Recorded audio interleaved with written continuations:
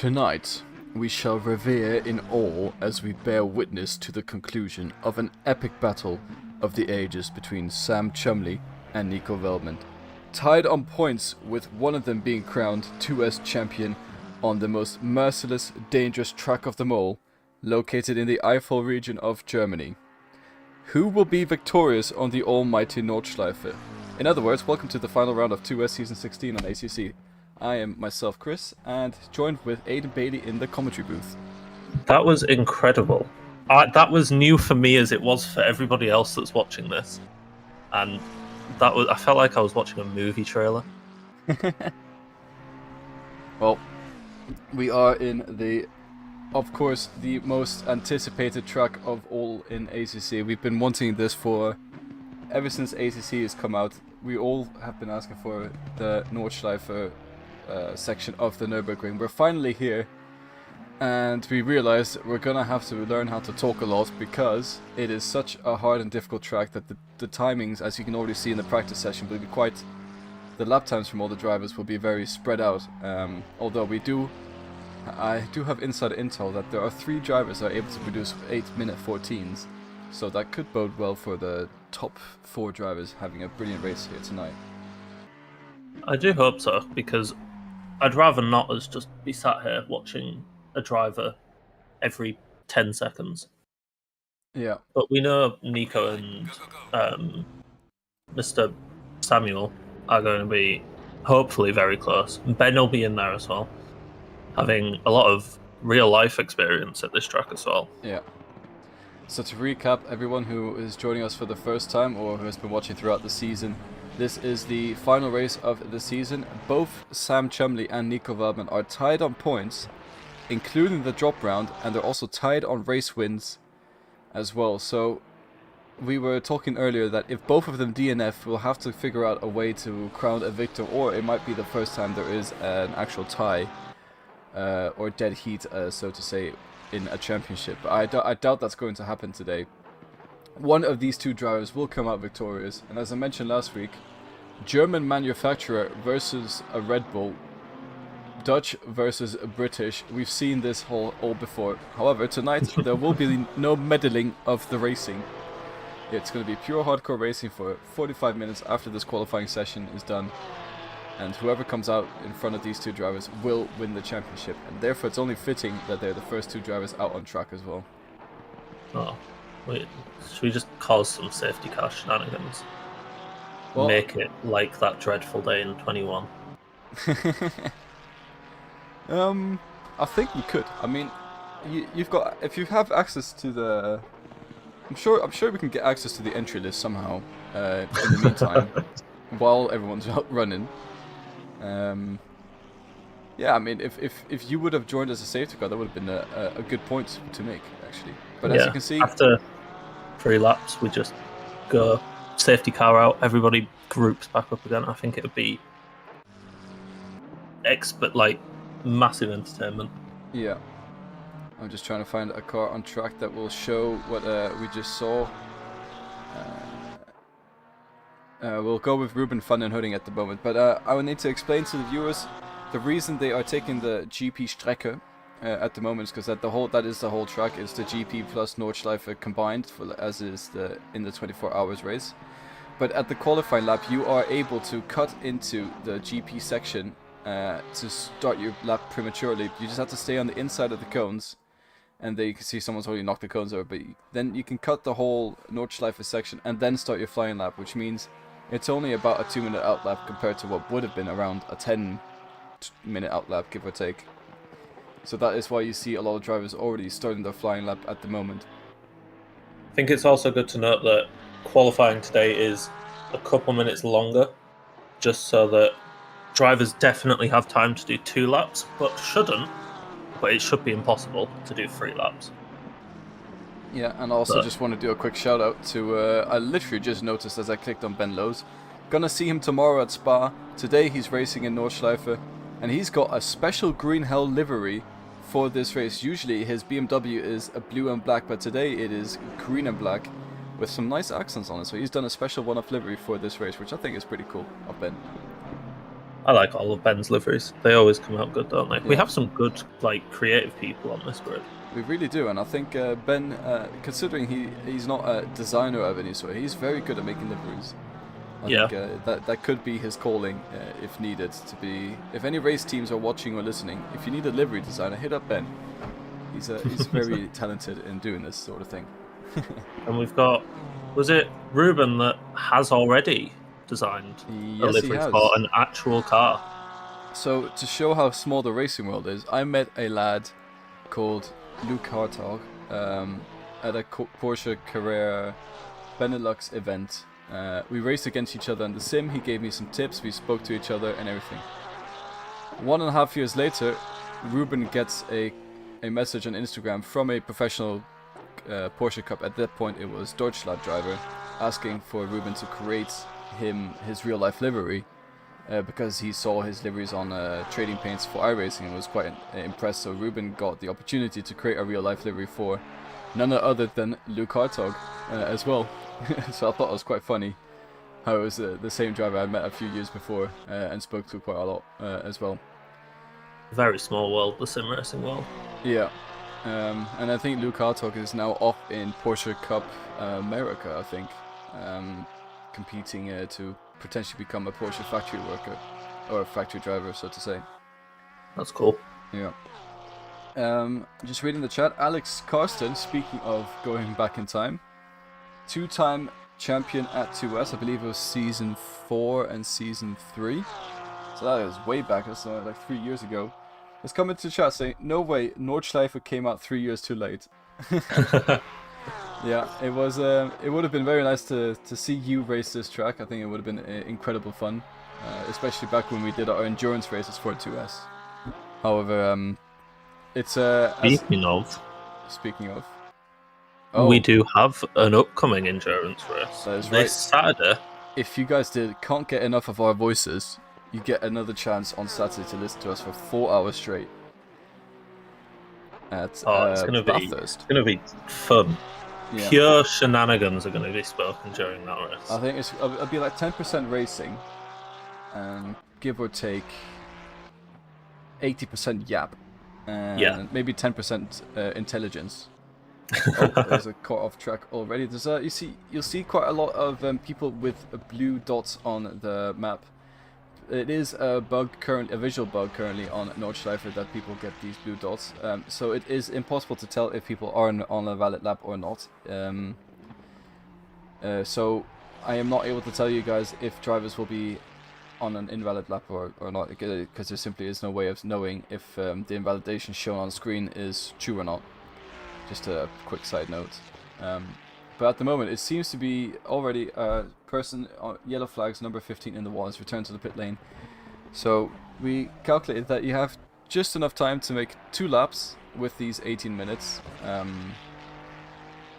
For the fast drivers, of course, they would only need around 15 minutes to get 2 laps in. But we thought, okay, if we push it so it's 2.5 laps, that also gives people a chance to make a mistake and still get potentially more than 1 lap under their belt for the quali session. Yeah, that driver that just reset should have enough time to do 2 still, as long as nothing goes wrong on this first lap. Yeah, exactly, and that is Linus de Vries, or Linus de Vries. I don't know how they pronounce it in Dutch. A new driver on the grid. We've got a couple of new drivers on the grid actually for today, and Linus de Vries is the first one from Netherlands. Then we have another one of. Here we go. I do apologize if I get anyone's name wrong, but it is Kartikeya Gautam. I think it's Gautam. From all the way from India, representing the 44 McLaren. So he's very new to grid. So welcome to Gautam. And then we have Erwan Aubry, part of the ProTech Racing drivers, which you've seen competing throughout the whole season with the likes of Mikael Albert and Samuel Mendes today as well. But he's running the BMW, whereas the other two are running McLaren. So I think he's joined from the same esports organization to be part of the final race here today at 2S. So that's Erwan Aubry. I think it's Aubry, if I'm not mistaken. this track was always going to bring in new drivers, wasn't it? Yeah. Everybody wants to drive this track at the moment. Yeah, Well, there is a select few people that seem to not like this track for some reason. But you know what? Fair enough. But at the moment, everybody basically wants to drive this track. Yeah. I understand why. I've done a couple of 24-hour races, one of them being on this track, another one being on Kailami, and the third one being on Spa. And I would say, of pure driving bliss and enjoyment, there's nothing that beats this track. It is so technical, so intense, and so rewarding to get right that even if you're racing for 5 hours straight where you're not competing with anyone on track, but and that's Sam going off the track and into the barriers, and he's gonna have to have one huge outlap. Nico Velvet just about misses him as well, and that is Sam Chumley, tied leader for the 2S Season 16 championship, spinning on the curbs and sending his Ferrari into the barriers. He will have enough time to get one lap in, but he will just have enough time, and that was at the very end of the track as well. Nico Velman narrowly avoiding. That's going to cost Nico some time as well. But that just shows you how quickly this track bites. It's going to be rough for Sam only being able to set one lap now. He's got to make sure that lap is perfect, whereas Nico gets a chance to properly go again. If he's messed a little bit up or something in one of the corners, or a few of the corners on this track, then he gets another chance at it. Sam now gets one. Exactly. Nico Velman, the first driver to be able to cross the start-finish line. He will set the benchmark for the rest of the ride. He does an 8 minute 11 seconds and instantly pulls into the side. I think he is going to go back into the pit lane and do an outlap and then try for another lap shootout. He is probably only fueling for one lap, I think. He's just dropped his car and he's going to send it out yet again. So, interesting tactics from Nico Velman. But he is the first driver to complete a lap, and that is 8 minutes 11. That is rapid. It makes sense though, because now Nico can go out with brand new tyres, minimum fuel again, and just absolutely maximising the lap time. Oh, for sure. And remember what I said earlier, we'll see quite a big gap between the drivers today because of the nature of the track being so long that, like, if you lose a couple tenths in every corner, that is around 70 seconds you lose, because there's so many corners. And it just shows at the moment with Ruben van den Hudding, another rapid driver we have in 2S, 8 seconds behind Nico Velman. We have Lucas van Dam, 10 seconds behind, and then we have Federico Alberti, 11 seconds behind at the moment. And these are only drivers to complete a lap so far. However, we do have Erwan Aubrey coming to the start-finish line soon. It'll be very interesting to see where he is able to put his BMW compared to the rest of drivers on the grid at the moment. It seems like a lot of people really struggled on that first lap out. Everybody else is now back out again going, rather than like it being a second lap. Yeah, and I think I mentioned earlier with the visual bug of the outlaps, and it could also it's very difficult to tell. I think a lot of people might have invalidated the first couple of corners, but that is Erwan Aubrey. He crosses with 26 seconds to P1. That shows that 26 seconds isn't a bad gap either. It could get a lot bigger than that around here. Yeah. I think we'll be lucky to see if anyone gets within a second of Nico Velman. Because I know Sam Chumley was doing 8:14s. I know the other driver of Brogan Dyer is supposed to be rapid as well. And then we saw quickly in the practice session, yeah, I think it was Dyer who did an 8 minute 14. So and that might have been race pace. So he could potentially also be one of the drivers to watch out for. But he is, as you can see, only at the hairpin on the GP Strecke to start his final lap. Or maybe he currently is on his final lap to get a lap time on the board. 5 drivers in 13 minutes have set a lap time. The rest are still yet to cross the line with a valid lap. Nico's in a perfect situation here, really, isn't he? He's got his banker lap set, so if Sam invalidates again, then that's it. Sam is going to be starting below Nico, and then Nico gets a second shot at his lap as well. He's in dream scenario right now. It for sure is. He has got nothing to lose, really. He has no pressure on himself. He knows himself that is a very quick lap time. Sam has just about been setting 8:14s in practice. I'm not sure if he will be able to get down to 8:11. That is rapid from Nico Veldman. We were the new Ford Mustang GT3 came out last week, and I was, for the first time I think in around 6 months, jumped on the sim to try the Mustang, and for the first time as well driving the Nordschleife for a couple of years. And I was quite rusty, so to say, trying also to get to grips with the new Mustang GT3. But I thought it was quite an enjoyable car to drive, to be honest. A lot of people say it suffers with understeer and turn-in, which I understand. That makes sense. It's a Mustang. But funny enough, it feels exactly like a Mustang should, compared to the one I've driven in real life. It feels quite similar, and that could just be a placebo thing. But I feel like it's got the similar characteristics still, which makes sense why it understeers on entry. But it's once you manage it, it's actually a really, really powerful car. And another thing, I think I did around an 8:30 lap time. I got around 3 valid laps in, and I thought, sod this. I'm a commentator. But it just goes to show, like, I think I've driven this track quite a lot on the sim racing, not so much in the last couple of years. But I was way too rusty to be competitive, especially if I was to join racing today. However, I'm in the commentary box for a reason, so to say. But anyways, Ben Lowe's... I've heard... Sorry, go on. Alright, no, it's fine. Well, I've heard that this scan of this track, like the ACC version of this track, is one of the best, if not the best, out there in the sim racing world as well. That would make sense. I think ACC worked really closely with Nürburgring specialists to make sure that every bump, every kink that is on the track itself is there. But of course, the Nürburgring is also an ever-evolving racetrack in itself. So, and a prime example of this is there is this year. I need to quickly figure out what it's called and which corner. I know which corner it is. I just don't know what it's called. If there is a new curb brought in. Oh, I haven't heard about this. A new curb brought in a really high-speed section of the track where people used to jump over the curb last year.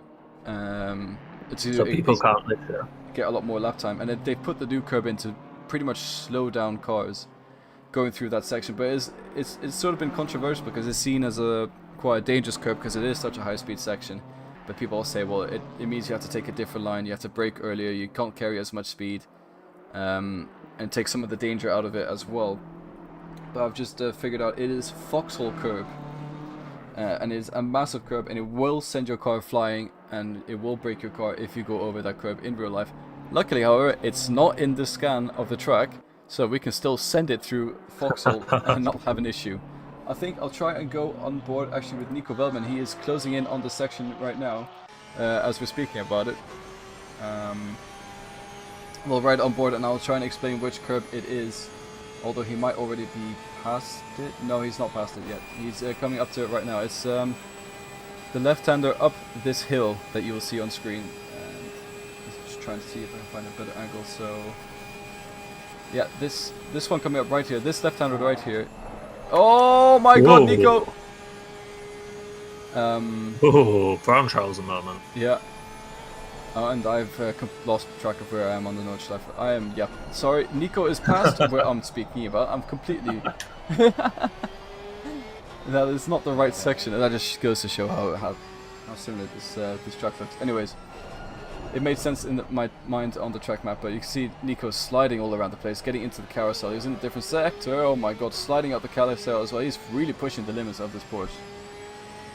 Ben was, when I was watching a bit of Ben's on board lap earlier as well, he was sliding through corners, like really properly on the limit of his car.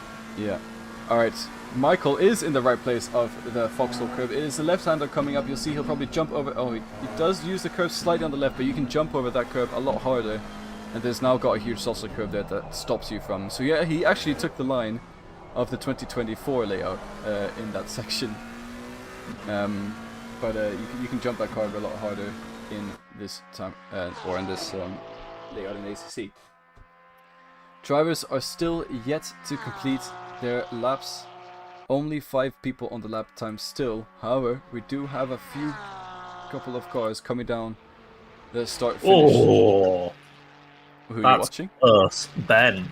He's just set his lap time. Oh, Ben Lowe's coming in with 0.6 difference to Veldman. That is incredibly close on this track. That'll be exciting. Very. I'm hoping Sam can also get somewhere close to that. And maybe, who was it? The number 2 car as well, wasn't it? That in in practice was looking quick. Yeah, so that is Lucas Van Dam improving on his lap time as well. 8 seconds behind instead of 10 seconds, so that's a 2-second improvement from Van Dam. We have Maxime Bespalier coming across the start-finish line, and he is 20 seconds behind P1 with an 8-minute 30 lap time. So he will slot into that lap. I think the next driver to come down the start-finish, or to cross the start-finish line, is Sam Chumley, who bottled it on his first lap. Will he bottle it on his second lap, or... Oh, my mic sock just fell off the stand. Anyways, will he bottle it, or will he be ruining Nico Veldman's day?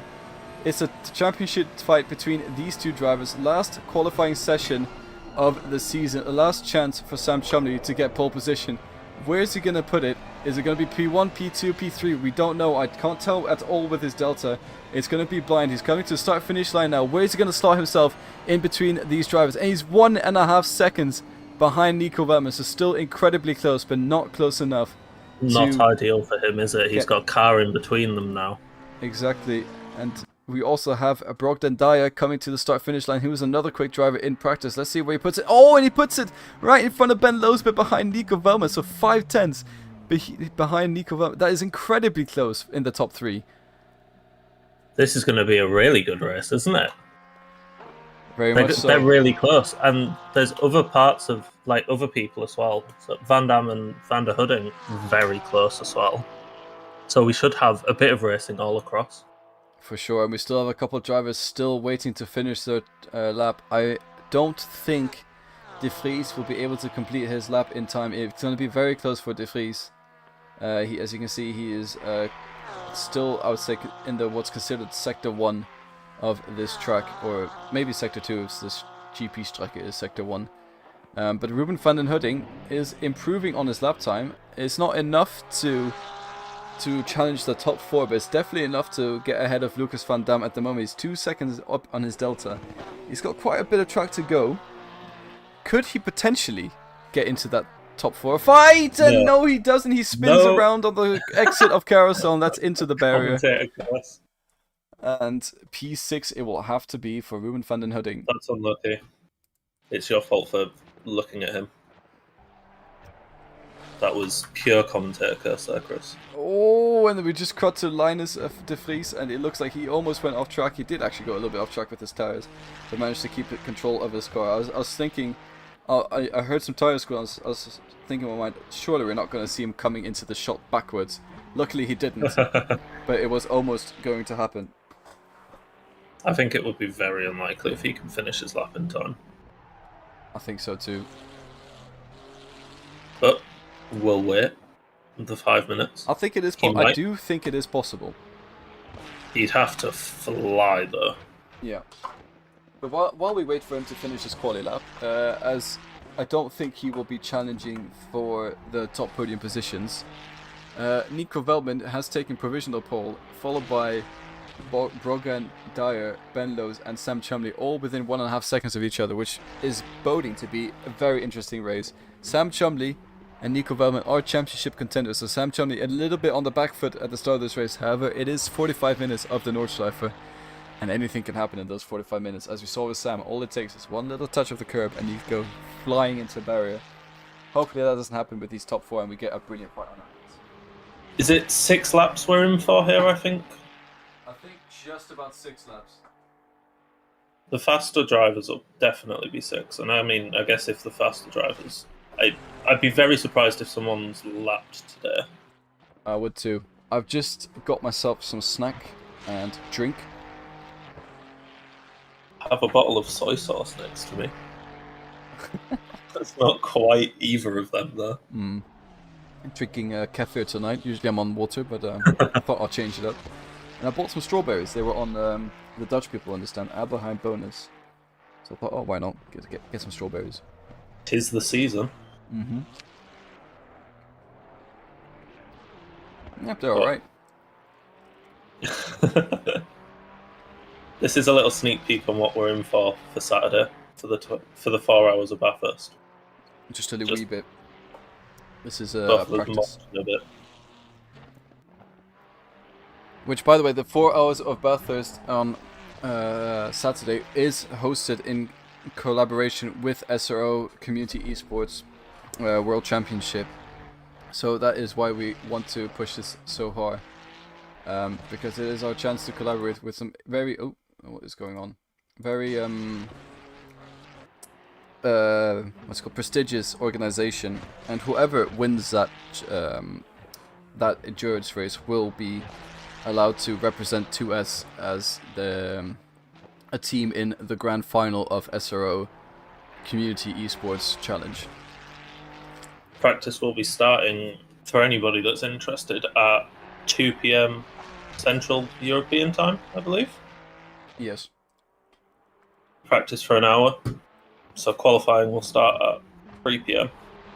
Yep, and this stream will go the live race. just before qualifying starts, so 3 p.m. on Saturday, be here for the first ever endurance event hosted by 2S. I think it's going to be an absolutely amazing one. At Bathurst, it is one of my favorite tracks, and it's definitely a 2S favorite. Every time we go there, everyone loves it.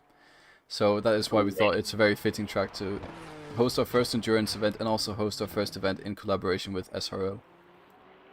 I think it's going to be so close if he makes it or not. I think he should do, right? I think he'll be fine. I think he'll just be fine. He's going to absolutely send it down the straight as much as you can send it down a straight. Because, I mean, it's just hold pedal and go on your phone for 40 seconds. In the Mustang, I had to keep it in 5th gear until I got over the hill, or over the crest. Oh, really? Yeah. Oh, it only has 6, doesn't it? It has 6, but it gave me more speed. I don't know if it's the same for the other cars, but that's how I had to do in the Mustang. I remember I had to do the same when I drove the BMW M4, but that was an iRacing, so it might be different for the other cars, but we'll see. Linus de Vries coming down Duttinger. He has 1 minute to complete his lap. I think he will be able to get a lap time in just before the end. Yeah, he's going to make it. He's got a minute to do about 3 more corners, so... Be gutted if he invalidated now. Oh, almost goes a little bit Just wide on some about curve. makes it round. And here Where's it he comes. going to put him? He's guaranteed at least 9.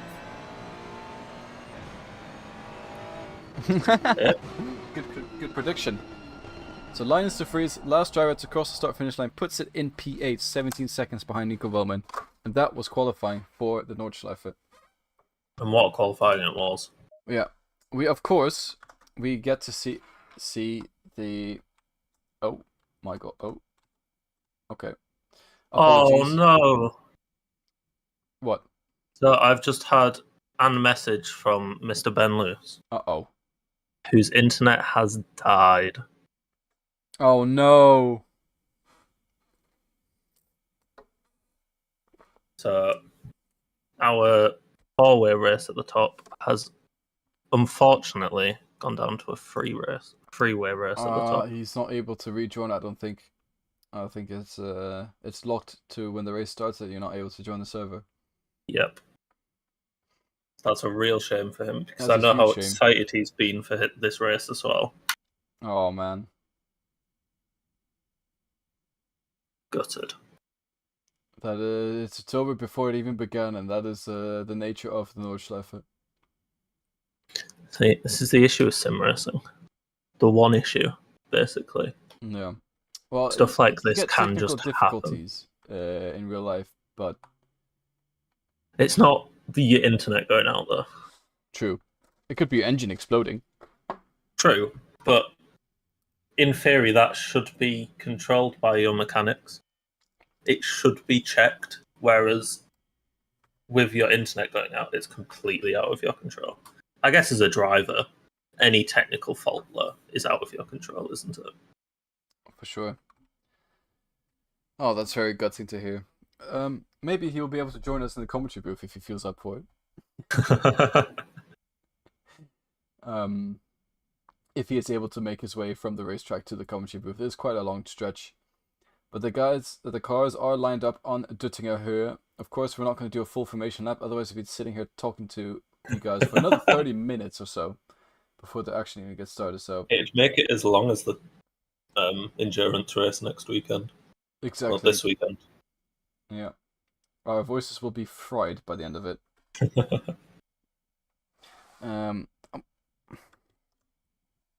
Just quickly catching up on the YouTube comments, and Alex Carson says Bathurst is goated, and for sure it is. And my very first endurance race was actually with Alex Carson on Bathurst, and the less said about that race, the better, I think. Was it not a good one, Chris? Well, we were in P1. I hopped in the car, did a full hour stint. All was good. Second hour stint, I forgot how to drive. We finished around P13, let's say. That's not too bad. I have not been around in 2S long enough to see a 2S endurance race. Oh. We did quite a lot of endurance racing 2-3 years ago to come together as a I joined community around season 7. So there may have been like one when I first joined, but none that I can remember. Yeah. We never hosted them ourselves, but we always we had a 2S esports team, and it sort of slowly fizzled out. But we had quite an active scene of 2S esports teams. We had a few, didn't we? And as Alex pointed out in chat, Team Red is still goated. Antoine, Olive, Sam Chumley, and Alex Carson. The red team was our quick team, and they had quite a lot of success. And the yellow team was like the B team, which was myself, my brother, and George Bradman, who is also incredibly rapid. And it was good times for sure. Ben says he might join the commentary chat if the internet ever comes back on. Well, let me know if he is able to come back on, and I will drag him in. We will have Ben Lowe's able to give an expert's eye on the race. But it looks like at the moment he will have to wait and get carried back by a tuk-tuk or something to start the race. But Nico Veltman gets a drive-through on the race start already. No. He jumped the start very slightly, and that is going to be a huge favor in Sam Chumley's race to get that championship, and that is a big disappointment from Nico Veltman on the race start. Rare mistake, never seen before from Nico, happening right here, and that is a brilliant start from Ruben van der Hooding, going up the inside, having a brilliant exit, and he's up to P2 already. Keep in mind, he was quite a bit slower than the other guys behind him of Sam Chumley and Brogan Dyer, but that means that he will be slower in the race pace compared to these two drivers, but he could be the saving grace of the other fellow Porsche driver on the track of Nico Veltman when it comes to that drive-through penalty. How long is a drive-through here? Because Sam has a few cars between, and if they're not up to pit, it's hard to pass on this track. If he could get held back a lot, and it could, because of the length of a lap, it could possibly make the gap for Nico. It definitely kind could. Of wishful thinking, though. It definitely could, and the drive-through is only the pit lane that you use in the normal GP section anyway, so it's not the longest drive-through you will get on this track. The pit lane is still the one we know. The entrance will be different, however, it is still the same length. We are still on the GP's tracker, and for almost very soon, for the first time in 2S history, we are going on to the Nordschleife section here today with two Porsches leading the race of Nico Veltman with the drive-through penalty, followed by Ruben van der Hooding, followed by Brogan Dyer, Sam Chumley, Lucas van Dam, Federico Alberti, Linus de Vries, Maxime Bespali, Aubrey, and then Samuel Mendes, Gautam and Albert, who are a little bit further back on the track. No huge incidents so far, apart from the drive-through from Nico Veltman, and it looks like the drivers are just getting accustomed to the first couple of laps of racing on this track. We have a special guest, by the way, who is now ready to join us. Welcome, Mr. Ben Lewis. Unfortunately, internet issues, but here you are. Yes, who would have thought it would find me here in the commentary booth? Well, I'd say it was fate, so to say. Your Maybe. internet crashed right before the race, and then it came back right as it started. Almost Yes. as if it wanted you to join us today. Yeah, maybe. Or it was just trying to spite me for whatever reason, but here we are. How are you guys doing then? Oh, very good. We're very good. Ready. We were ready to watch 4 cars go at it for the win. Well, you do. But- You got Sam. True. And Lucas is not very far behind, and De Vries and Alberti and Albert. Everyone I can see on my overall right now, very close together. And Nico actually starting to build up a gap at the front. He needs to, though. Oh, sorry, big slide from Brogan Dyer. Still manages to catch it. He's able to keep it under control. Slides across the foxhole curb. Keeps his car out of the barriers somehow. Doesn't collect any cars on the way. Sam Chumley moves up to P3. And he only loses, 2 positions as Van Dam gets past him as well. What an insane slide from Brogan Dyer there. I'm amazed he's not in the wall. And that he hadn't hit anyone else. That was incredibly lucky as he slid across the grass to not hit any other drivers there. Sam definitely lost some time avoiding it, but losing a second or so avoiding it is much better than crashing into it and then having damage for the entire lap. Oh, for sure. We tried to catch on the replay, but the slide and the spin was so long that even my replay was caught mid-slide. So it was definitely a very intense moment there for Brogan Dyer. But welcome to 2S, Dyer. What a way to show off at the beginning. Sam Chumley up to P3, and Nico Wellman, as you said, is slowly building a gap between himself and Ruben van den Hudding. But it's nowhere near enough to give a gap between himself and Sam Chumley by the time he has to serve that drive-through penalty. On this track, do drive-throughs still have 3 laps to serve, or does it have to be 1 lap, with it being such a long track? I would guess still 3. I don't think... Most of the rules are very similar, actually. Like, for example, as a bit of a fun fact, if you drive backwards, you don't get disqualified until you drive, I think, 10% backwards, which is quite a lot on this map compared to some other maps. So... The rules are still applying the same way on this track as they do on other tracks, I'm pretty sure. See, this is why we have you here, then. I was just going to say, this is the fortune cookie telling us so for all the insider knowledge that we need. But I also believe to get 3 track medals, basically. Oh, very close to the wall from Sam Chumley. Very nice. We're going to have a lot of those moments today of hair-raising drivers. Etiquette, basically. Good thing I don't have much hair to be raised. I'm gonna join you soon on that one, brother. Yes. 2S goes bold. Let's go. Do you have, Ben, by chance, insight into how long a drive-through would take? I do not, unfortunately. Does it need to get? But I would guess around like 15 to 20 seconds. Oh, is that me gone again? You are here still, I believe. Speaking. I assume he is gone again. So we've got a commentator that's going to be in and out a little bit today. It does seem like it. But that is all part of the glory and the fun of today's race. We mix it up for the final race here in 2S of round 16. Round 16? Season 16, round 6, what am I on about? But anyways, before I was interrupted by Sam going off track as he does it just again, I was mentioning how in the track medals, you need 3 track medals basically to show that you are proficient or fluent in driving a track safely. In order to get those 3 track medals, you have to set 4 laps without making any mistakes. So that means overdriving the car, getting huge slides, going off track, stuff like that. And it's for the Nordschleife, you would assume, oh, okay, you only need 2 laps or something. But no, it's still 4 laps, so therefore I assume all the track rules will be identical to Nordschleife compared to the other tracks we have.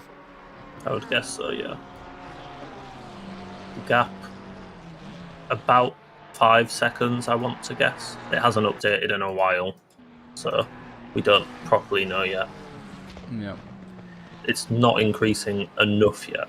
Currently, what I can see on my Delta is it's around a 6-second gap, and that the reason it's not updating is a little bit of a sideways moment from Albert out of the mini carousel there, and that might allow Federico, I apologize, Federico, Alberti, got my Alberti and Federico mixed up, but they might allow him to make an overtake down Duttinger. He gets a brilliant exit, and this is for P7 on track. We'll ride on board, see how close he gets to the rear wing, and this could be the first overtake we see in Duttinger as the cars are about to finish their first lap here today on the Nordschleife. You see the sideways drafting is still not enough to get him past Albert just yet, but look, Linus de Vries is ahead, and he's slowly slipped into that slipstream and able to potentially make that move, but he makes contact, and that is Alberti into the wall. Sorry, not Alberti, Albert into the wall. After contact with Alberti, that car is heavily damaged, and that is a shame to see that is the end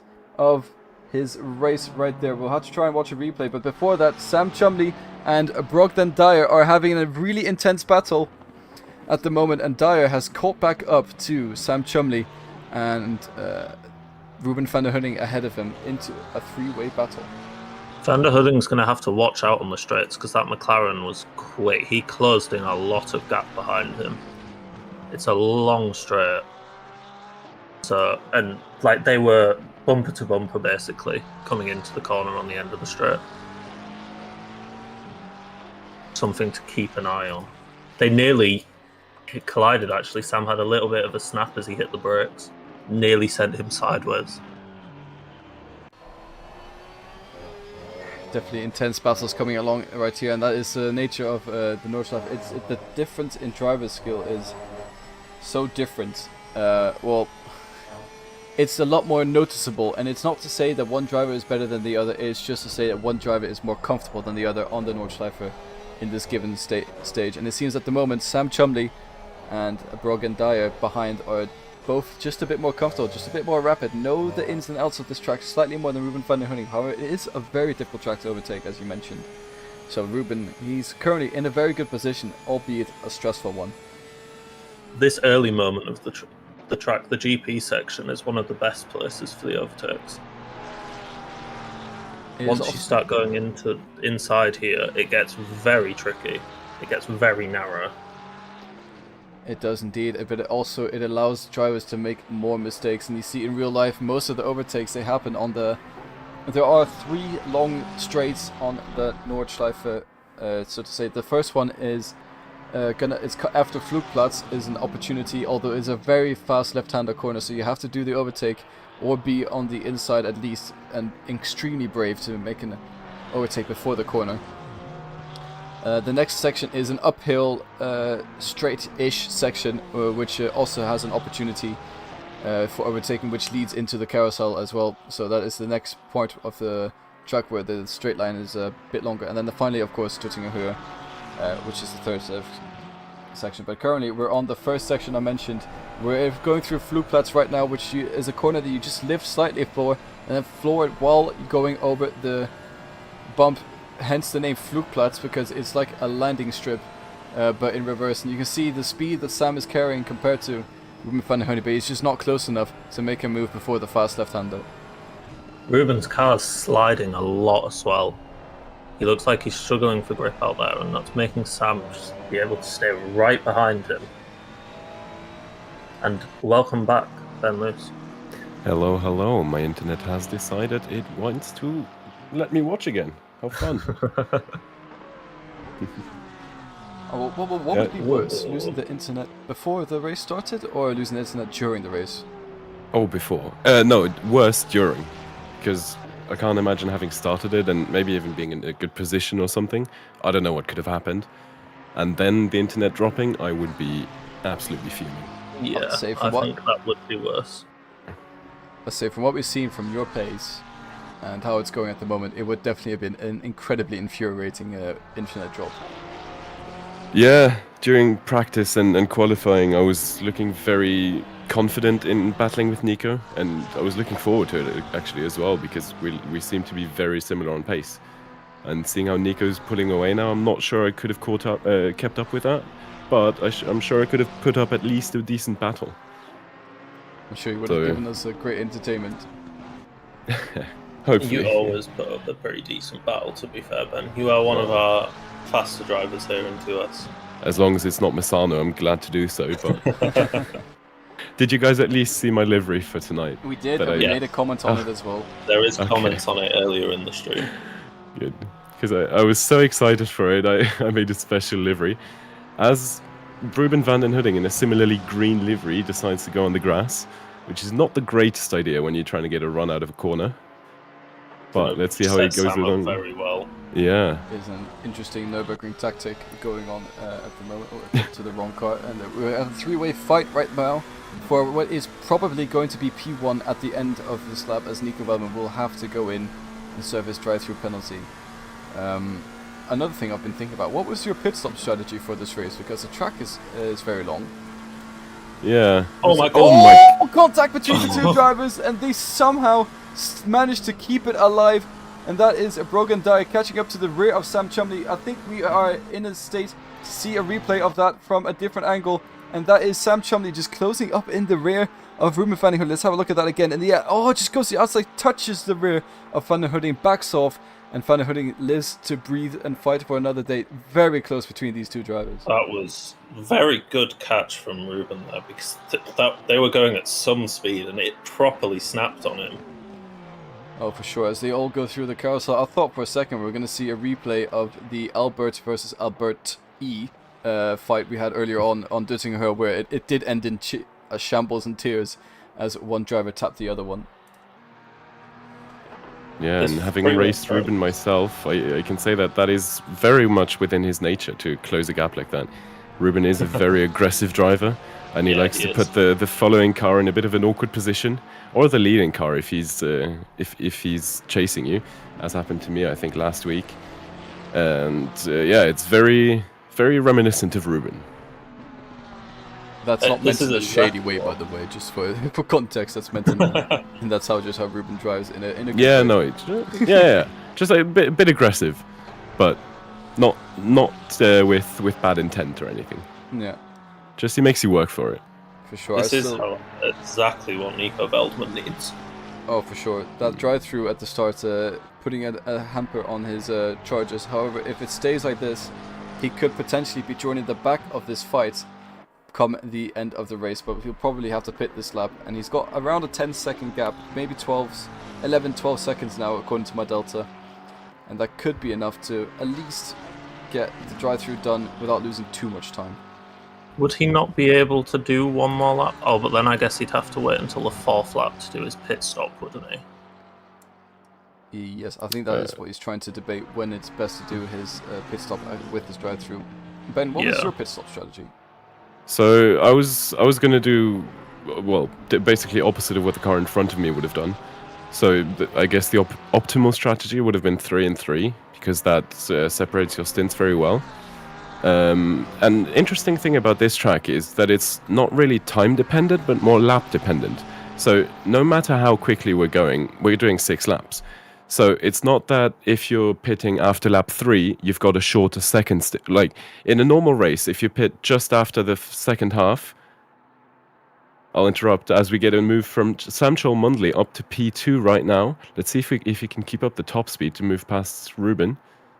He moves up ahead, but that does leave Ruben. There's a lot of straight left now, and Ruben's now in the slipstream. I think actually the winner is the third car joining. And he might send it alongside, but I wouldn't do that if I were him. Very nicely done by them to line up in a row. Brilliant driving from the Ferrari and the McLaren behind Ruben van den Hudding. That's just sort of you're a bit of a sitting duck in that scenario. Nico Wellman has decided not to take the drive-through, so he is going to push that as far as possible. But now they are unlocked behind Nico Wellman. I think this should have been the lap to take the drive-through. He's probably waiting to get a gap behind them so he doesn't end up in traffic. So because he probably wouldn't want to be stuck behind someone like Van Damme, who might be a bit slower than them as they get into some very, very close fights there. Luckily, again, walked away unharmed, but that could have Ruben ended in using tears. all the track and a little bit extra. Indeed. This is fierce. I do think, no, that now this is the two realistically faster drivers now back in front. They did qualify a good few seconds ahead of Ruben, but it's easier when you've got a faster car in front of you to be able to follow them a little bit more. You always go a little bit quicker when you've got someone to follow. If I'm not mistaken, also, Ruben did not send a representative lap time, did he? He crashed out on his final attempt. He did, but he was around 3 seconds up his lap time, which would have been around 5 seconds slower than qualifying anyways. Okay, yeah. When he did crash out. And I've just noticed that Nico Wellman is slowly catching up to the first back marker he will be meeting on track. And I'm curious to see how that is going to go down on the Nordschleife section. Absolutely. Quick question as a commentator. How do you switch cars? I'm using a tool on the side to click buttons very quickly, so I switch cars instantly with buttons. So I can choose the camera angles and which car to go on instantly. But if you don't have that, you can use shift and arrow keys. Perfect, thank you very much. I tend to suffer with not having it like in proper mode, and I just have it in the menu and just click names. It means you can kind of select. So like if you just go back to garage, and then you can still see what's going on. And you can press F1 if you want to change camera views and stuff. Gotcha. You just don't have speeds and gears and things. But it means that you can quickly select which driver you want to go to, rather than having to go through all of them.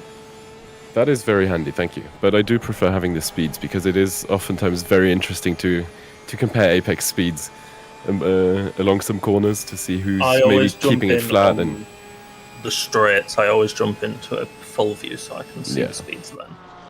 Yeah. Apologies if the stream caught me dropping my sim racing pedals off my shelf. There was a bit of a loud bang. If you're wondering what that was that. I think you're alright, to be fair. I don't think there was a too loud bang. No, I mean, it's different on Discord cord because I have the voice, what's it called? The crisp enabled. On stream I don't have. Oh my god, it's just... Professional streamer. 1 second. I'm gonna mute myself. You guys enjoy. Well, put the attention of the viewers to actually Ruben van den Hudding, who got overtaken at the end of last lap and is now kind of falling back behind Dyer. So his true pace now showing as he drops back a bit from the leaders. This has kind of set the other two off a bit, which has made it harder on Nico now. So that gap, I'd be very surprised if that gap increases much. Absolutely, yeah. Now Cholmondeley and Dyer are very much set free. They can go their full pace and full potential and possibly catch up to Nico, who's yet to serve his drive-through penalty. He will have to at the end of this lap. Yes. I would imagine the other two drivers will do theirs. Although there's a chance that maybe Dyer will extend if Sam goes in, or vice versa. I would expect, so Nico's going to serve his drive-through, and I would expect at least one of them to make the pit stop, so that they're all three on different cycles, which would be very interesting to see how that works out after the pit stops, when they're all going at full pace again. It'll be really interesting. It means that for a lap, we won't have too much action going on. Exactly. But then, in theory, they'll be very close again, coming onto their fourth lap. On the fifth lap, actually, because this is their third one. So after the lonely one's going to be the fourth one, and then the fifth one's going to be when it all comes back together. Or maybe both of these drivers decide to pit on lap 4. I doubt it, but it is a possibility. It is a possibility. If I were them, I would 100% not do that. Always stagger. So that you have the chance to really show what you've got in clear air and try to undercut or overcut the other person.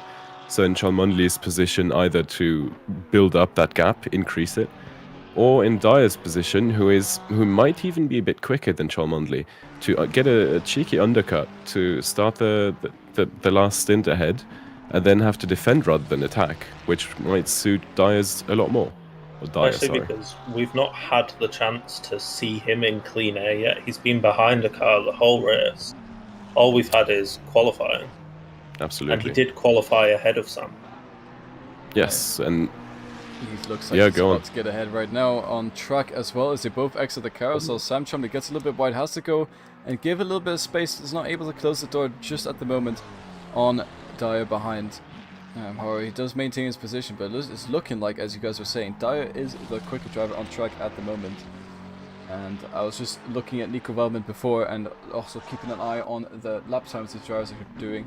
It looks like Nico Wellman at the current is running around at 8 minutes 16, and these two drivers as well running 8 minutes 16. So that gap, that was an advantage for Nico Wellman. Ooh, Sam Chumley on the cross again. It's a very hair-raising moment. It looks like they're all running the same pace now, so Nico Wellman is not really able to pull a further gap to serve his drive-through penalty. The more they Yes, race, the better though. And these two are coming up to a back marker now. Yeah, that could be like in a multi-class event. It's not about how quick you are, it's about how well you manage traffic, but this said traffic has gone off the track. So let's hope they're not going to be in the way of the potential leaders. And he cuts right in front of Cholmondeley. Oh my god! Let's see. And he gets very much in the way of Dyer. That gap increased overtaking that driver though. That was That's terrifying. got to be some breathing room for Cholmondeley, who can now relax and take the final corners of this circuit in a much more calm way to maybe get down his nerves, as he is sliding a lot though. So he does seem to be struggling. It seemed like the back market, they wanted to get out of the way of these two cars, tried to get off track a little bit, not realizing there was a curb on the inside, lost control of his car. I thought he was going to come bouncing off that curb straight onto the racetrack sideways and potentially take one of these two drivers out. Luckily that did not happen, but that is what I saw happening, flashed before my eyes. But good enough that it didn't. That is arguably the trickiest part of this circuit, is letting someone by. Because as someone who's driven the real track, I can say that once you've got another car that you have to pay attention to, and you have to drive a bit, like, just a bit differently to how you usually drive, it can throw you off massively. And even if you're not going at full pace, if you're looking behind you, corners come up so quickly. So you might just lose sight of one corner and go straight on, and then hit a curb that you don't know exists, because you always go around it, and then you're in the wall on the grass so quickly. And Sam Cholmondeley pulls into the pit lane as the first one to do a proper pit stop. And the follow by Sam Chumley is Brogan Dyer as well. So they are following the 3-lap strategy. Nico Wellman will be serving his drive-through. Very interesting to see what's going to happen once Nico Wellman comes out of the pits, because I think him serving this drive-through penalty and then taking the pit stop on the same lap has given Nico Wellman that saving grace he needs to not be caught up by these two. Had these two continued on, that drive-through penalty would have a much larger effect compared to them being in the pit lane. But Nico's still going to have to take his actual pit stop. He is. Next lap anyway. He is still going to have to take his pit stop. But the other guys are taking the pit stop right now, so that gap is building for the pit stop. So I think Nico Wellman, having done his drive-through on the third lap, on the same lap as the other two drivers behind him pitted, has pretty much negates that advantage. Crucially as well, Nico Wellman is ahead of Lucas van Dam. So him staying out a lap longer to serve his drive-through penalty has worked out wonderfully in his favour. So now he's still got clear air, just Ruben van den Hudding ahead of him. And now he can try and rebuild that gap that he built up during the first stint, and try and minimize the damage that the drive-through has done to his race. For sure, and it seems like he's played his cards perfectly at the moment. And if it does pull off, I think the gap will definitely be closer, but I think Nico Wellman still has potential to come out of his pit stop in P1. I think it depends on how both of his pit entries have gone and the other twos. Both of them are out now. It seems Dyer had a much better pit stop than Sam did, as they're a lot closer than when they went in. Yes, actually Dyer's pit entry was a lot better, I think, because Sam Cholmondeley wasn't maybe 100% sure of his braking point and hesitated a bit, and as he put on that pit lane speed limit, Dyer shot from behind and got very close to him. Sam did only practice it once when we were in VC with him before the race started. That is always rather risky. I think people always tend to underestimate how much of an effect the pit lane has on your race. Because you can drive the fastest laps you want, but we've seen with Valtteri Bottas, if your pit stop does not go well, your race is not going to end well either. Yeah. Just showing everyone on the stream a very damaged McLaren of Samuel Mendes, who's struggling to keep that car in the straight line. He keeps spinning. I wonder if he's got a puncture of some sort. But that is the third spin we've seen, and he does return to the pit lane now, deeming it too unsafe to drive it back all the way throughout the Nordschleife layout. Nordschleife is the easier one to say. Yeah, what is it? Is it Nordschleife or is it Nürburgring? It's both. It's the Nürburgring Nordschleife, and then you have the Nürburgring GP, which is the Formula One layout. I see. So the Somebody Nürburgring. Tell me Sorry, what the 44 is doing, by the way. Sorry? The 44 car. Can somebody what's going on here? Oh. Ooh, that is a lot of damage. That is a very damaged car. I was watching him earlier. I think it's more of a connection issue rather than a car issue. I'm not going to lie, considering he is joining us all the way from India. We are on EU server, so I think it's more the way the car is moving seems to be a connection based.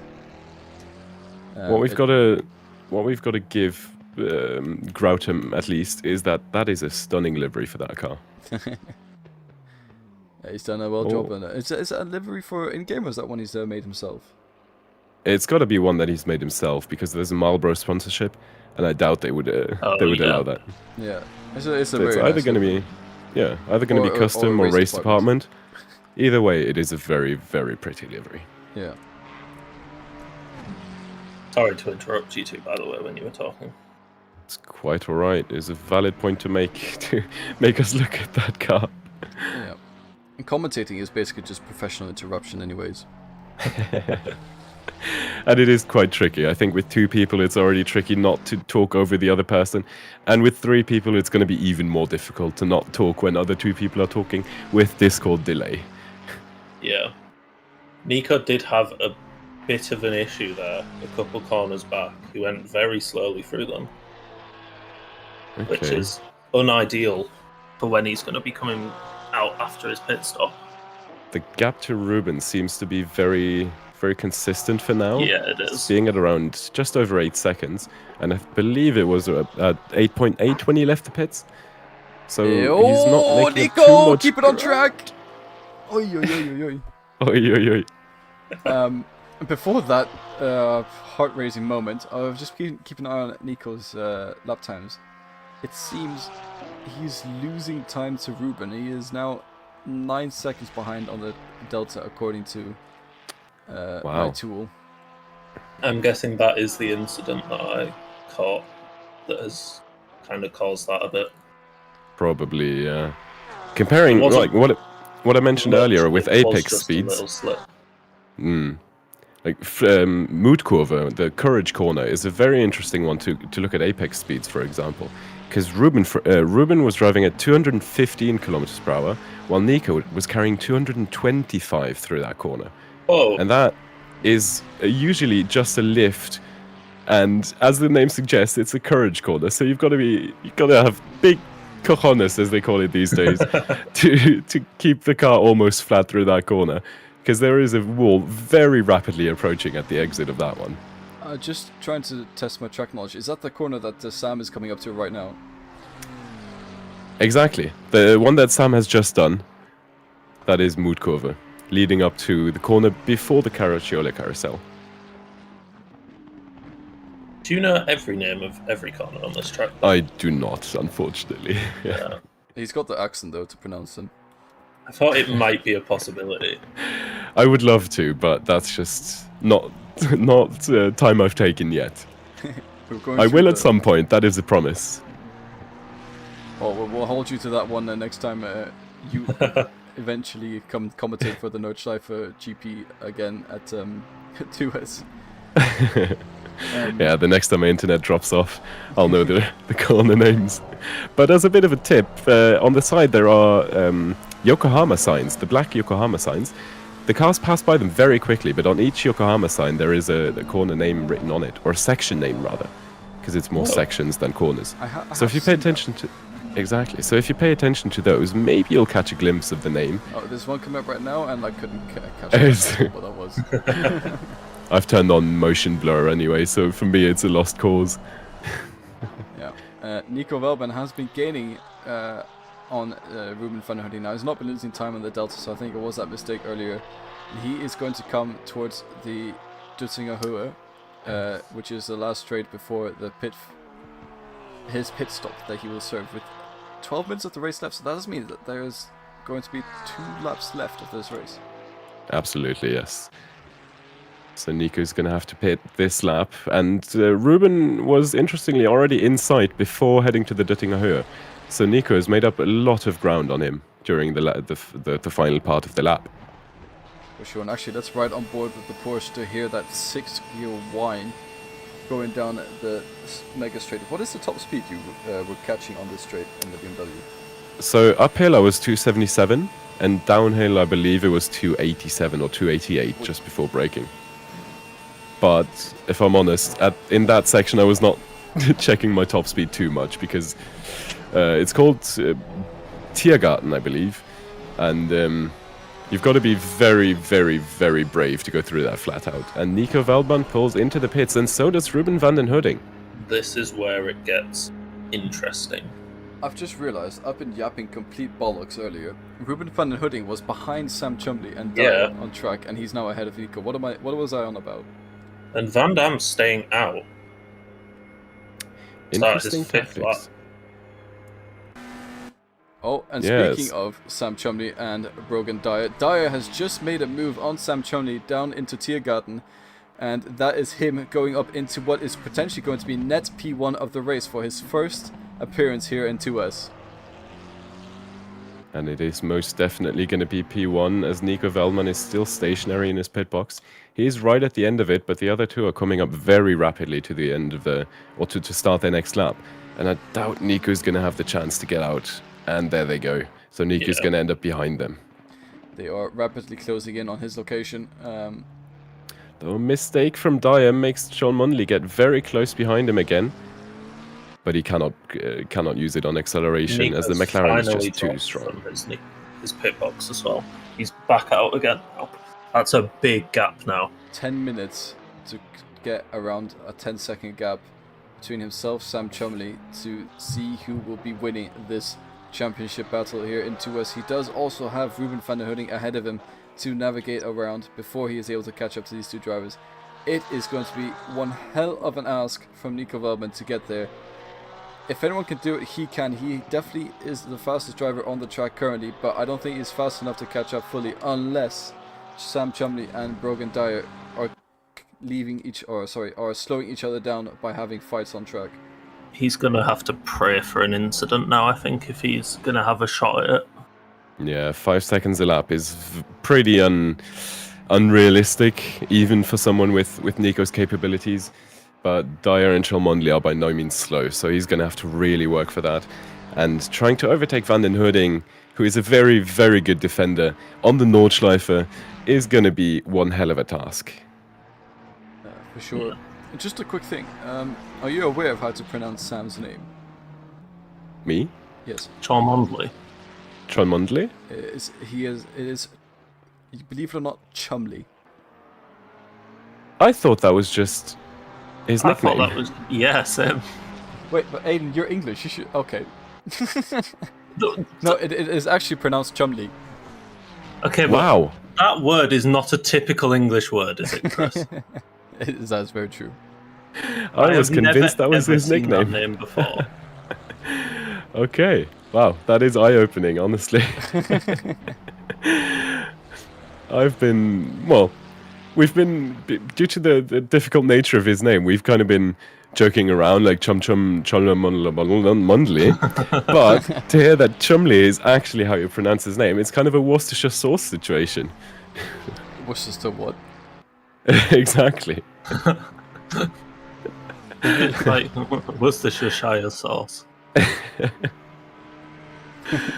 Yeah. So we can put that in the same shelf now. Sam Worcestershire sauce Chumley.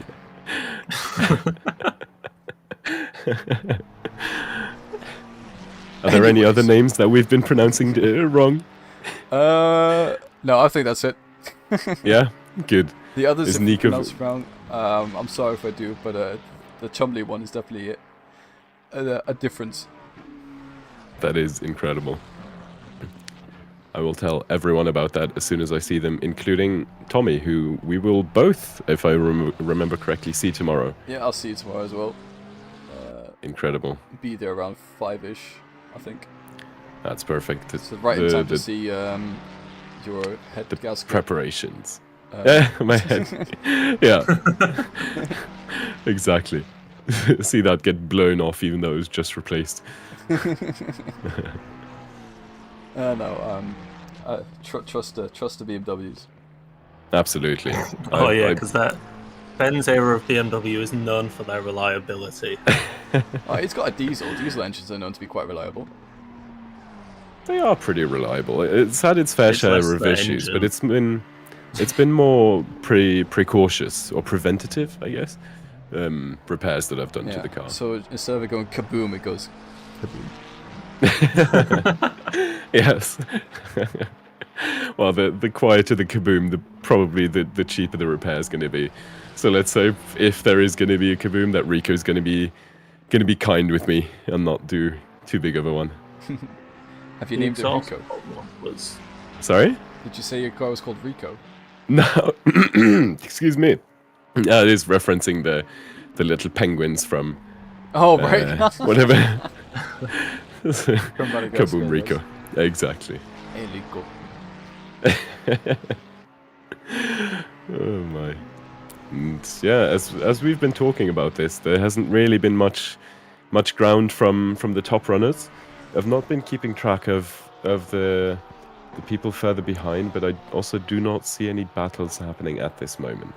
Well, my prediction on Nico Velman being 10 seconds behind is wrong. It's around 20 seconds. Yeah, it's a big gap. You can go for a replay on Vespalie, who is currently facing the wrong way, Alright, let's have a look. turning back around. Vespalie coming up to an corner, going over the crest, going up to the edge of the track, spins it on the edge, hits the barrier with his rear, spins around, does a little bit of tomfoolery, and then is able to slow his car down to a stop. And that was that incident. A very common Nordschleife incident. You just touch a little bit of the gravel on the outside, and that is your car senting it into And the it's barriers. gone.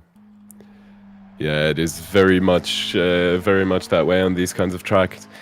Another one like that would be Snetterton or Alton Park in the UK, which are also very known for their not easy, for being not easy to drive. If you put just one part of the wheel on the grass, you're gone, and there's no saving you. Alton Park, of course, being known as a little bit of a mini Nürburgring, before the Nürburgring joined ACC. So Exactly, makes yes. sense. And also, I Yeah, believe, very much. Aiden's favorite track. It is my favourite track. Very good choice. It's not the best for proper wheel-to-wheel racing, but over single laps and time attack especially, it's so fun to lap around. Yeah, I fully agree with that. Have you ever been to the track in real life? I haven't. I have plans to, possibly this year though. That is amazing. Any specific events you're going to be watching? I'm not really too bothered. Obviously, all the British championships go there, like touring car and Yes. stuff. We're in May now, so some of them probably would have already been there to this year, but there'll definitely be events on still. I believe the Yes. British GP wasn't actually that long ago, like maybe within the last month, because I remember vaguely that Sam Chumley might have attended the race. Yeah, that was Brands, wasn't it? Oh, was it Brands Brands? Hatch is Ah. where Cham went, yes. Right. Last year he went there as well, and Gareth Higgins, Jack Colley and I were there last year as well to keep Sam company. Wasn't Sam also at Alton not that long ago? He was, and he got beached or something. Like it was Yeah. a torrential Oh. rainfall, and every car was parked on just a grass field, and of course the grass field was with heavy cars on top. and heavy rain, just became a big mud pit. And Yes, Sam put his car into first gear, released the clutch, and the car just dug itself into the ground. Speaking That's about horrible. Sam, I'm about to pure yap here, but bear with me. I Barely. think Sam might have realised he doesn't have to push as hard as he was. Sam does not have to win this race to win the championship.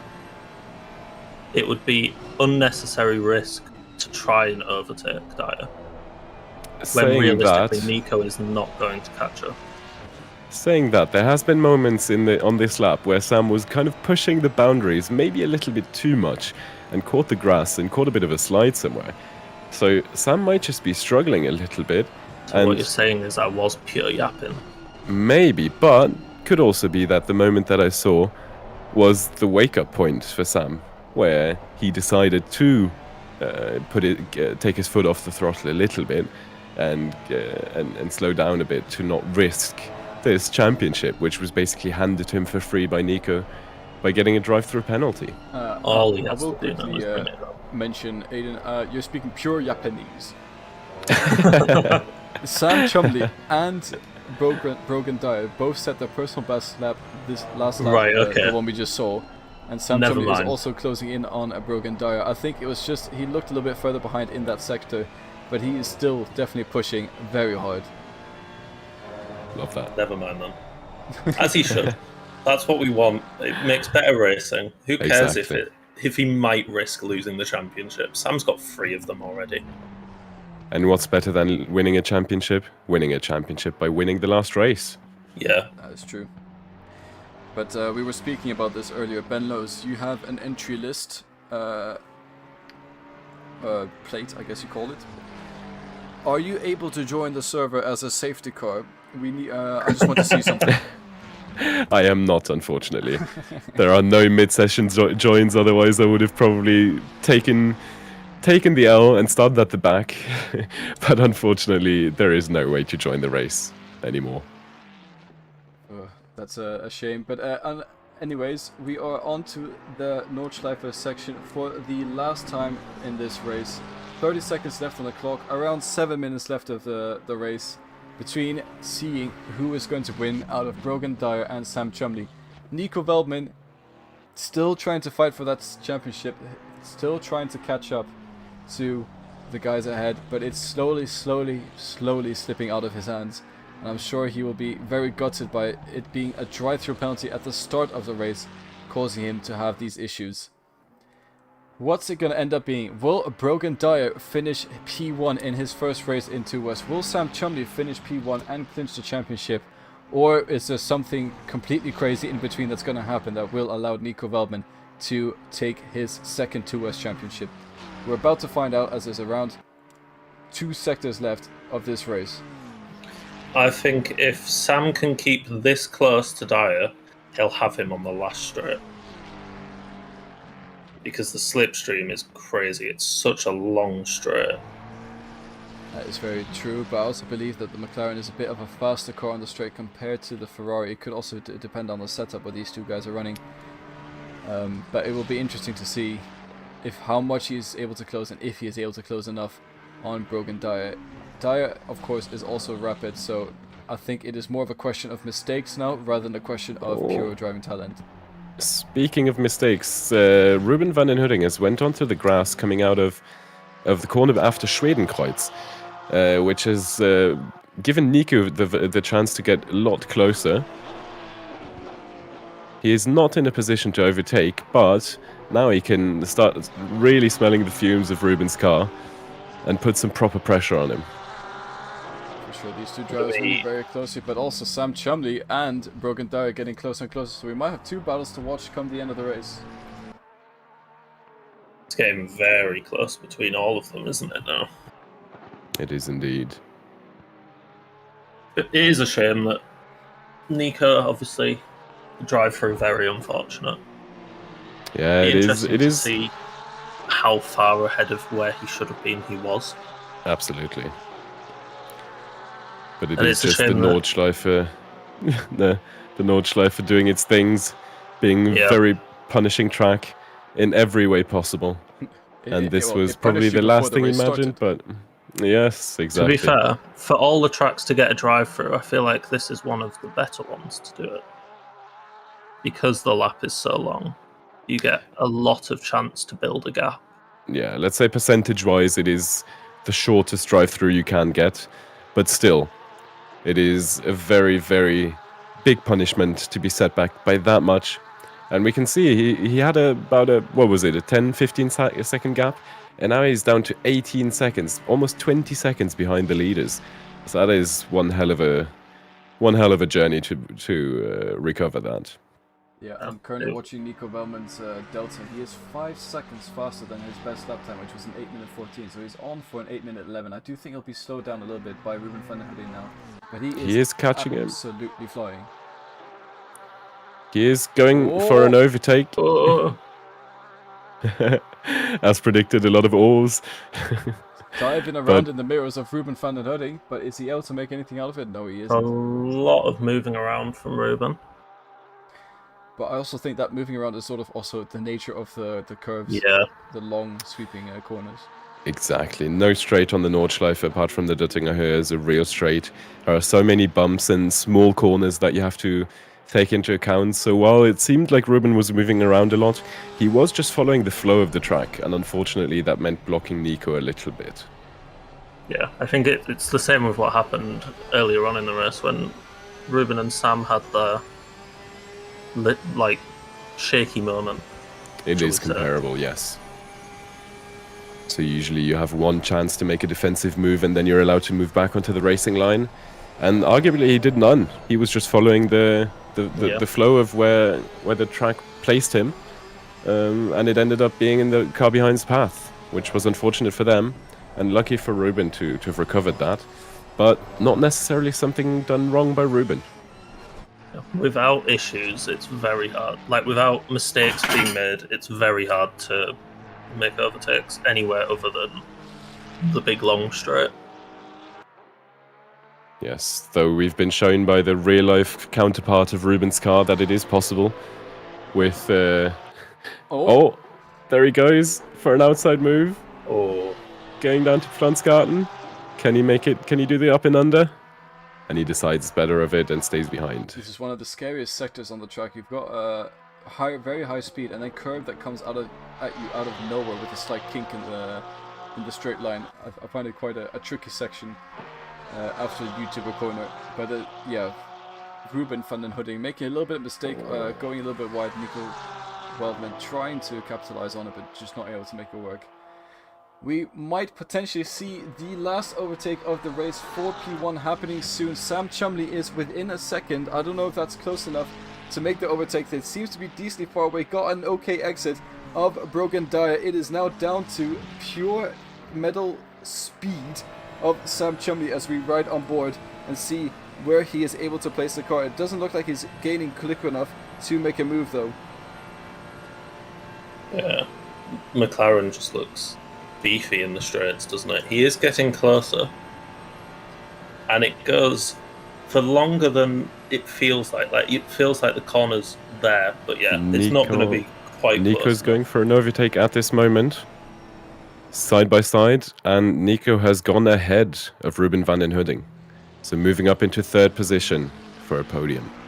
Early on in the straight. To see the two drivers cross the start finish. And Brogan Dyer going across and allowing Sam Chumley to take the P1 position at the very end of the race. Sam Chumley wins the race. I wonder if there was contact between these two drivers.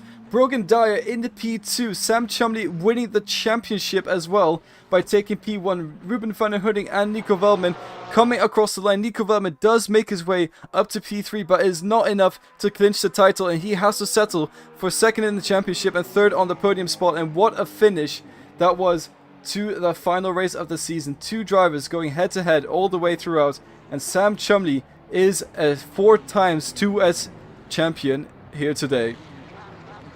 Why'd he give him the win? I am a bit baffled That is about the that. big question. He could have had a win on his debut in 2S. At the Nordschleife of all places. I do wonder what I wonder if he felt like he punted or to pass Sam Chumley or something. As Van Dam crosses the finish line to finish 5th in this race. Going to be very staggered now between the rest of the cars. Yeah, we've got a bit of a waiting game now for the rest of the cars to come Albert across the is line. just coming across now. And then we have a wait and a half. No pressure for Erwan Aubrey. We will be watching him all the way down the Duttinghenhoe. Sam Chumley doing celebratory donuts as well at the start. I know him and Nico Velman are in the same voice chat. I wonder what sort of words are being exchanged between those two drivers. Nico Velman, if it's any consolidation, does take the fastest lap of the race by having an 8-minute 14.625, and Sam Chumley only had an 8-minute 15.607. So 1.1 seconds slower than Nico Velman's best lap, but it is not enough for Nico Velman. That drive-through at the beginning of the race costing him dearly in the championship for what looked like to be a race that he had fully in control from start to finish before he had to serve that drive-through. Nico Veldman also setting an 8:15, just a tenth off of his best time, or 8:14 rather, sorry. Driving behind Ruben van den Hudding, so imagine what kind of lap time he could have done if he had been ahead. That's very true. As I said earlier, he was 5 seconds up on his best lap time by the time he caught up to Ruben van den Hudding, so it could have been even an 8:11. He was pushing rapidly, and he gained quite a lot of time in the last 2 laps compared to drivers ahead, but unfortunately it was just not enough. Something that's also unfortunate, I don't know if it's for us or exactly, but the Maxime Bespalji has got quite a lot of track to finish before the race. So does Mendes. Samuel Mendes crossed the start finish line, I think around a minute before the leaders finished the race, so we have a lot of laps to go. Well, a lot of damaged cars to be looked at till the end of the race. And that, as we slowly but surely round out the final race here. Thank you, Ben, for joining us, by the way. Well, thank you for having me. It's been a very much a mood booster to get back in here, as I was rather down and very, very sad after my internet disconnected for the race I'd been looking forward to ever since the Nordschleife was announced. So it was good fun to talk with you guys about the remaining drivers and commentate on the battles and witness them live. It definitely won't be the last time 2S race here, I would imagine. I have a feeling this is going to be a bit like Bathurst and Kyalami, a staple in the track selection, only to be not put in because we need variety. Absolutely, but I am looking forward to the next time we visit the ring. Although it is probably going to be later than when I visit the ring in person. I will not be able to drive a GT3 car in real life, unfortunately. Next time you're going, is that for your own personal or is it to spectate? Well, there are no plans currently, as I'm aware of. Samuel but, Mendes, no! Oh no. Excuse me, sorry. What has happened? It's okay. Oh, yeah. That is a very tricky...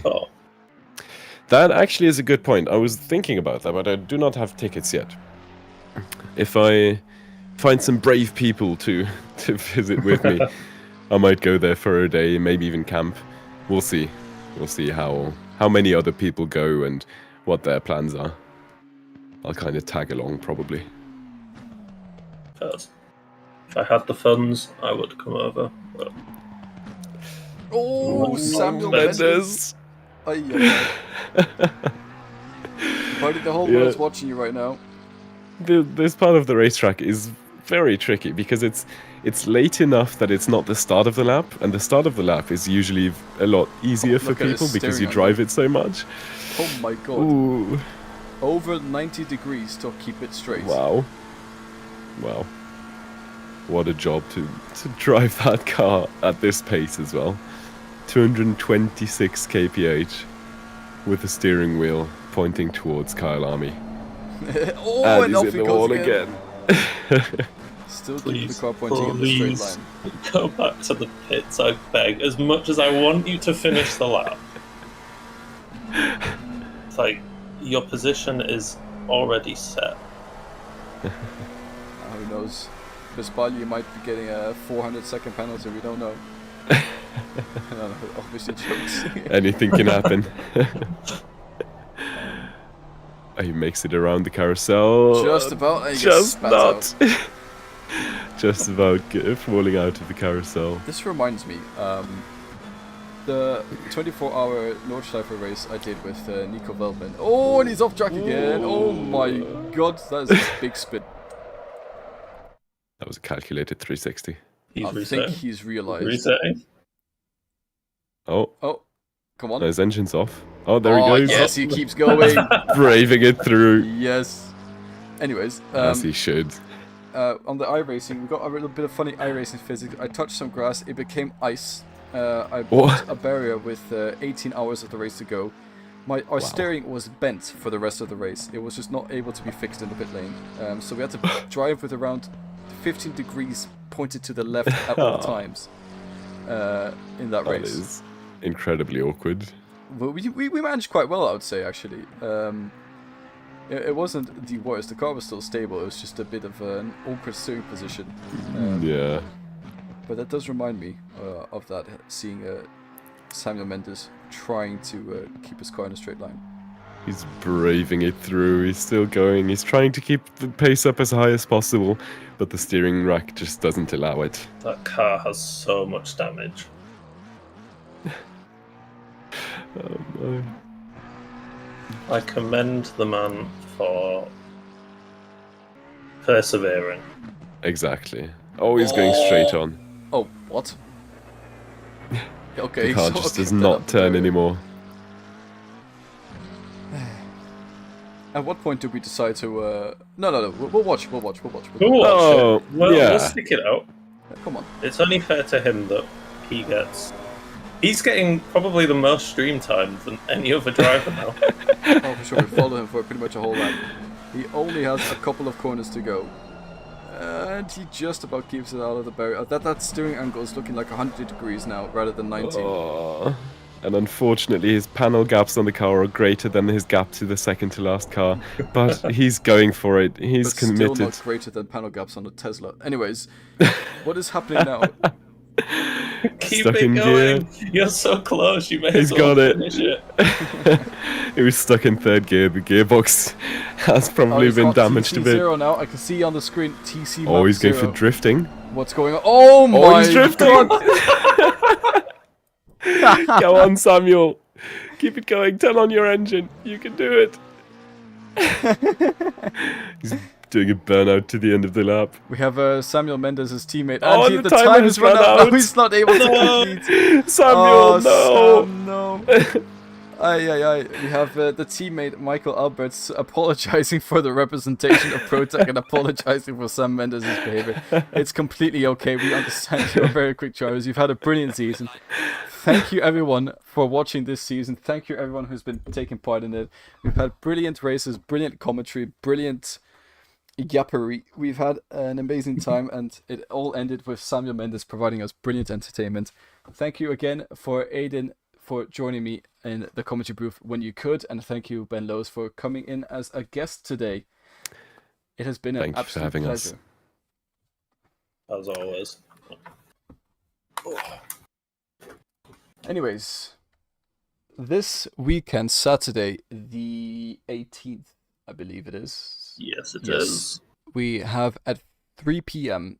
Central European time, summertime, Central European summertime. Or is it 4 p.m.? 3 p.m. Central European summertime. So that's Amsterdam time, I guess. Copenhagen time, Berlin, whatever. We will be hosting our very first endurance race, the 4 hours of Bathurst. It is going to be set in the evening, so we will start with pretty normal daylight track and finish in the dark in those 4 hours. It is going to be in collaboration with SRO Esports Community World Challenge, and it is an absolute honor that we are able to represent 2S on such a big stage, and we really hope you will be able to join us for that stream. And if not, if you're interested in driving with yourself and one other driver as a teammate, you have to be a 2-driver team. Please have a look in the description in the Discord and sign up. It does not matter what your ability is, as long as you enjoy racing and are clean, safe to drive around.